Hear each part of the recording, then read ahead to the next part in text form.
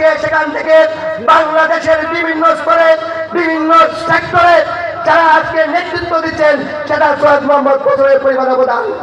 আমরা দেখুন চুনারগাঁয়ের হাসপাতাল যেখানে 30 শয্যা বিশিষ্ট হাসপাতাল ছিল, সেই হাসপাতালের উন্নয়নে আজকে 50 শয্যা বিশিষ্ট হাসপাতাল করেছেন।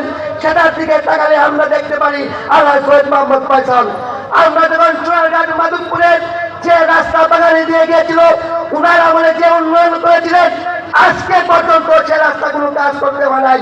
সেটার দিকে তাকালে আমরা মনে করি সৈয়দ মোহাম্মদ ফয়সাল। কাজে সৈয়দ মোহাম্মদ ফয়সাল সম্পর্কে বলে শেষ করার মতো আমাদের ডাইরির কথা শেষ হয়ে যাবে, সৈয়দ মোহাম্মদ ফয়সালের উন্নয়নের কথা শেষ করা যাবে না। আমরা দেখেছি আমাদের নেতাকে প্রত্যেকটি উদয়দের সময় যিনি আমাদেরকে 20,000 রিপ্লাই দিয়ে প্রত্যেকটা জনগণের কাছে সৈয়দ মোহাম্মদ ফয়সালের সালাম দেয়। আমরা যখন শীত বস্ত্র বিতরণ করি